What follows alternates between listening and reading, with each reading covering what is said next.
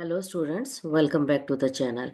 This video I'm trying to explain what are the terms we use for the collection of the nervous tissues. Now see, this is very basic and we'll be using these terms in our NCERT as well as in other curriculum books also it is used. So cell body, you know very well, neuron are the structural and functional unit of nervous system. And each neuron has got three parts: dendrite, cell body and axon. So dendrite are the one which are many process and they are bringing the message towards the cell body. So these are dendrites. This is cell body, also known as cyton. And this is one process always that is known as axon. Dendrite will bring the impulse towards cell body. Axon will carry impulse away from cell body. Clear? Now, this is one structure of neuron. And you know very well, two type of nervous systems are there. One is your central nervous system, which include brain and spinal cord.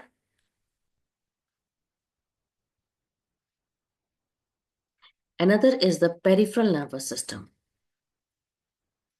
Peripheral nervous system, which include somatic nervous system, somatic neural system, as well as autonomic nervous system. Clear? So PNS include two nerves, cranial and spinal nerves. The one which is coming from the brain, we say cranial nerves, and which is coming from spinal cord, we say spinal nerves. So two type of nerves. Now see, collection of cell body. If cell body collection is done in PNS, you say ganglia. Ganglia is the term used for the collection of cell body in PNS.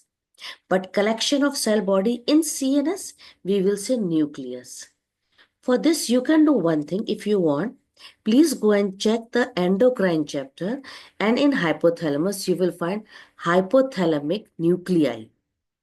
Neurosecretory cells, hypothalamic nuclei word is used there. So nuclei is nothing, it is a cluster of cell body in CNS. Now, collection of axon. Nerve. What is nerve? Nerve is a collection of bundle of axon in PNS. I told you right now cranial nerves, spinal nerves. They are bundle of axon in PNS. And what is a bundle of axon in CNS known as? It is known as tract. And for this you can refer your NCERT forebrain, and in forebrain you will find the two part of the cerebral hemisphere are connected by the tract of fiber that is known as corpus callosum. If you see the NCERT, you will find this word is given in the NCERT.